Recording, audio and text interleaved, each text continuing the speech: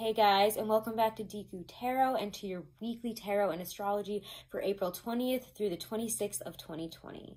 So before we get into the tarot, we're going to go over the astrology, and I just want to say thank you for all of your support. Thank you for all of my subscribers. Thank you guys so much. If you haven't, do make sure to subscribe. Do make sure to check out your monthlies as well as your weeklies for your sun, moon, rising, and Venus. And if you do want to book a private reading, all my information is below in my description box where it always is.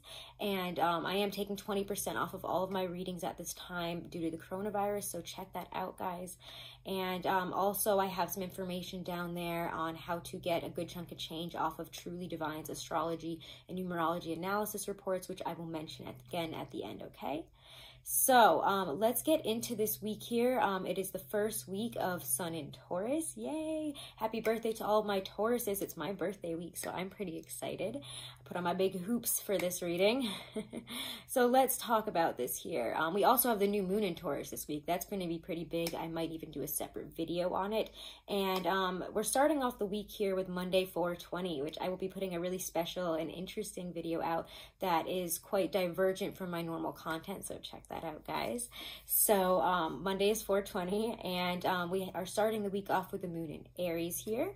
It's going to be a lot more energy. Our energy is going to be a lot more, jacked up. We're going to be wanting to do a lot of things. We're going to be feeling a lot more confident. We also have the sun again entering Taurus. Depending on what you think, I guess, because it's a leap year, some people have told me, so thank you again in the comments for those of you who answered my question on that, because I was like, it always starts on 4/20. Why is it on 4/19 this year? And there was differing things on the internet and in books, so I was a little bit confused as to what was going on with the start of Taurus season. But apparently it's starting on the 19th because of the leap year. So there we go. Again, thanks for the answers on that. I don't know everything. With the sun entering Taurus on 4/19, 4/20, whatever, we have this productive, practical, pragmatic, grounded, earthy, health-conscious energy that we're going to be, more enjoying cleaning, making our homes brighter, more comfortable, looking also for new ways in terms of how to relax and enjoy things more, how to enjoy work more, how to enjoy our playtime and relaxation time more, and really get the most out of it, how to slow down while still being productive, okay? So we also have the moon in Aries sextiling Saturn in Aquarius that day, bringing up this sense of responsibility, which makes us also, again, really highly assertive in terms of pursuing our goals with deliberation. On Tuesday, the 21st, what am I saying, the 21st? It's my birthday. I got a little excited there. That's my birthday, so happy birthday to me on the 21st. I'm turning 26. Over the 25th, first quarter of life hump, so it's going to be a little weird for me. We have the sun in Taurus squaring Saturn in Aquarius, so there's going to be this sense of overconfidence masking our uncertainty and limitations, and obstacles might crop up. We have another couple of interesting sextiles, moon in Aries sextiling Venus in Gemini, moon in Aries sextiling Mars in Aquarius, and the moon in Aries conjunct Mercury in Aries, which is interesting because they're both in Aries. So mentally, we're going to be really active there, and in terms of judgment, we're going to have really good judgment, and it might be some pretty decent energy for starting or working practically on business matters there. Wednesday the 22nd, we have the new moon in Taurus, and that's going to bring up some big energies. Let me just get my notes on that, actually. So I have quite a few, but I don't want to overburden you with it because I'm going to do a separate video. But it is pretty interesting because it is the fixed earth Taurus. This is the first new moon in a fixed earth or a fixed sign here of the new astrological year. So it's got this really Empress type energy, as I associate with Taurus if you watch my tarot videos a lot. And it's going to really have you looking at, any paradigms that we've really needed to liberate ourselves from. So anything, in terms of our belief that we're liberating ourselves and tying this belief into buying things, ideas, living that certain life, having that apartment, living there.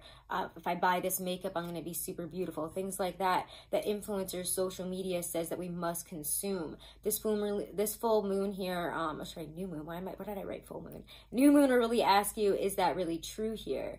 And does that really fulfill you? Does that make you truly whole and liberated? So consumption does not equal liberation, and that's going to be be a huge wake-up call for a lot of people, and I know I've been feeling it. So I've even kind of, you know, stepped, even though, like, you know, I don't know if I'm an influencer or what, I don't consider myself that, but I've kind of stepped back from social media in some bigger ways, just because I think it's, a lot of it is so fake, and it's so, you can get, I don't know, just, I'll talk about that more in the new moon and Taurus video, so stick around for that, or keep an eye out on that, because that's a big conversation I definitely want to have with you guys as well. You know, what we feel obligated to do and be in terms of social media, because we're chasing, again, this wholeness that this new moon in Taurus is really going to have us look at and say, does that really make you feel whole? No. There's also going to be this Saturn square with Aquarius, Saturn and Aquarius square, so that's going to be interesting. And again, we'll talk more about the Taurus new moon, because it'll be a really good time for a lot of, you know, again, new beginnings, looking at practicality in terms of work here, and especially because Uranus is in Taurus, and it's making some interesting aspects there as well, and having some conversations with Uranus in Taurus and the moon in Taurus. It's going to, again, have us really being able to break some negative patterns and help us direct and focus towards things that we really want to happen, and have us looking again at what is our true nature and being a lot more true in terms of that, and that'll help us, again, pick what we want to manifest, pick where we're going. So I know that's a lot to digest in terms of astrology, so I won't burden you for the rest of the week here. On the 25th, we have Pluto retrograding, so that's going to be pretty big. There's going to be a lot of intense and complex energy hanging really heavy around this time, and we're not going to be as open and direct about our desire for control during this Pluto retrograde, okay? And that lasts all the way until October 4th. So let's just leave this all here, because that's a lot of astrology, and you can definitely check out White Light Astrology. I really love his little weekly overviews, so check those out as well if you want to look more and learn more about the astrology that's happening right now and how it's really playing out in the world around us on a global scale. It's pretty interesting, and I really like the way that he does that, so check him out. Anyways, guys, let's get into your weekly tarot reading. All right, Geminis. Ooh. We're using the Gustav Klimt Tarot here to check out April 20th to 26th for you guys. Gemini Sun, Moon, Rising, and Venus.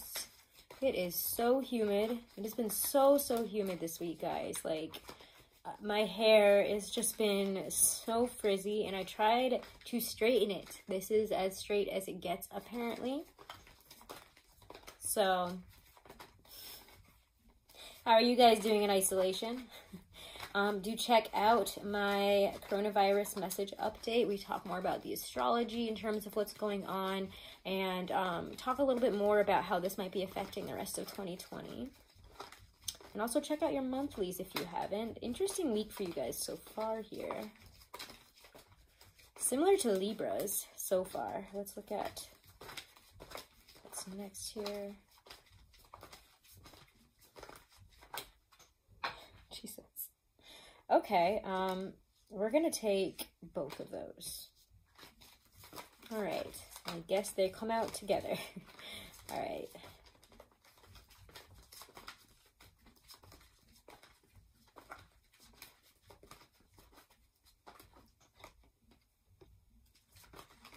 Let's look also at some advice. One last card here. Advice and guidance for Geminis this week.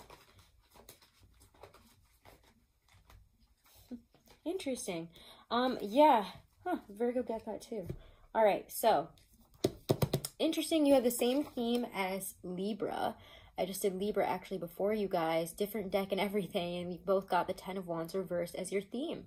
So check that out if you have any placements in Libra, or if you're maybe dealing with a Libra very, at close hand, your partner, your husband, wife, whatever, or a sibling, whatever it might be. But 10 of Wands reversed is a need to let go. This is the release, the dropping the wands. How I always feel about it is a sense of release. We have been carrying a burden for too long. We've been carrying too much responsibility, and it feels like a lot of people are finding in this isolation different ways of how to work, of how to work better. It's not just hustle, hustle, hustle, because guess what? Hustling 24/7 is not a way of living. It doesn't guarantee success. It guarantees exhaustion. Work smarter, not harder, is really what I get from this. We've had clouded perception and self-defeat by carrying those wands. You know, also again, taking on responsibilities, taking on tasks that we don't need to, taking on feelings, emotional, starting to, you know, again, have that build up to that apathetic self-defeatism here. And it's time to let go of whatever the heck it is we've been carrying, to give ourselves a bit of a break in some ways, okay? So 10 of Wands, release what you're holding on to, especially in terms of negative, toxic paradigms. Check out the astrology in the beginning half of the video. Emotional is pretty decent here. We have the Queen of Cups, which for me is being a lot more intuitive with our emotions, getting deeper, more connected in that area, and being able to communicate more emotionally, having empathy as well. If you are an empath, if you're a reader, have a nice slab of psychic, you can be feeling very intuitive this week. And Geminis are kind of known, especially through especially with Venus and Gemini right now, even though it's in shadow, I just feel like you guys are very intuitive with people's emotions and feelings and are really able to communicate better that way, because you're really vibing on people, understanding what they're saying. You're really picking up what they're putting down, you know, smelling what they're stepping in, that kind of stuff. But Queen of Cups is just such a wonderful, warm, loving, emotionally deep energy here, you know. There's a lot of ability to share, again, emotions, and again, why can't I speak? Intuition and development of intuition, also intuiting other people's emotions. I need a sip of coffee, I guess. Career, 5 of Swords, and then the Ace of Pentacles. I kind of feel like you guys are putting up a fight about something and coming out positive on the other side. The 5 of Swords is actually very much like I defeated you kind of card in this deck when it's upright. You know, she seems satisfied. She's got all 5 swords going in the same direction. She's like, come at me. Try me. You think I won't take you down? You know, I won this battle. I won this fight. I am the victor. I've come out on top of a very difficult situation, on top of a very difficult mental situation, or a war of words, maybe people fighting. You won. So there you go. Ace of Pentacles, and there's your material gift for it. So you could be getting some extra money in the face of, you know, maybe, you know, because work is different right now, they weren't able to give it to everybody, and they were like, here's a big task, a big job. This is a lot of money. Who's going to take it? And they chose you. It could be that kind of situation. It could also be that, you know, I don't know, I just feel like you guys are coming out on top of a situation and earning a little extra money, earning something for it, or something that maybe you thought you lost, you're getting recompensated for, especially in terms of the material. There's a big slab of something very real and material, so it feels like checks, it feels like a raise, it feels like money this week. So this is good. 7 of Wands is in terms of your emotional. Okay, feeling at odds with the other person. I mean, it might just be that we're all getting on each other's nerves a little bit in terms of, you know, being isolated. If you've been isolated with a partner, or you're feeling, you know, very cut off from one, you know, there's a lot of antagonistic energy, fighting energy. You know, we're coming up against each other in uncomfortable ways, communicating possibly in more negative ways. It just feels very defensive. We're on the defense, so watch out. Let's get a card actually with that as well. We're not showing our best selves, as you can see. He's got like this he's like a minotaur or something like that, but it just feels like you're showing your more stubborn and bullheaded personality in some ways, and it could be that the sun is in Taurus now, and that could be why we're having a little bit of a struggle there, because that is our 12th house, especially if you're Gemini rising. You're going to be feeling a lot more 12th housey for the next month, and in your emotions, in your spiritual self, and the outside world is going to feel a little bit more difficult, frustrating. And again, like you're in this intuitive state, this deeper state here. Even your advice is Ace of Cups, much like Virgo's, is feeling through this, emoting through this. How can I approach this from my heart, from my truth, from how I'm really feeling? It's being very truthful, very open in those ways, rather than, again, antagonistic. You're feeling deep right now. You're communicating on a deeper level, and anything less than that is going to feel annoying. Or again, you could feel defensive about opening up about some things because you don't really know how to communicate about it yet. You're finding a way to do so, ways to feel through this, put words to it. Yeah, there's 3 sevens for your relationship this week, and I'm just not even gonna pull out any more for it because 7 of Pentacles came out reversed, and then wait, let me put it in the right order here. 7 of Wands, 7 of Pentacles reversed, 7 of Cups. Areas that we're not satisfied in terms of love, we're coming up against them. We might be, again, feeling a little bit defensive because we don't really know how to communicate. But this Seven of Cups has you looking at, in a very fantastical way. Again, don't get too carried away by fantasy, but find a new way to communicate emotionally. Find what's really triggering certain emotions and why.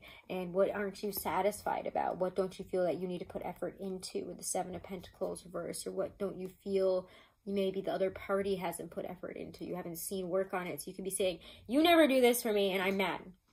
And I need you to do this for me. But there's a better way to go about it. There's a better way to communicate about it. There's a better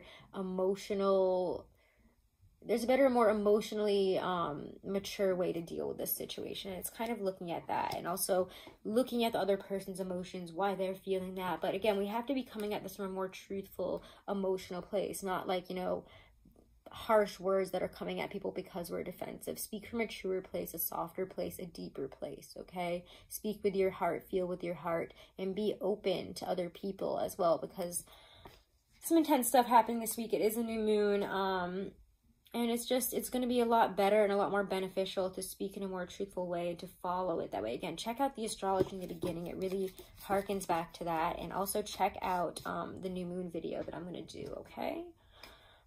Let's see here. Let's pull some oracles. Let's pull one for love first, because that's a lot of sevens, right? Seven of Swords is in there, so at least we're more open to not hiding things. Let's communicate about the hidden. Let's confront it a bit. In terms of love, Geminis this week. Oof.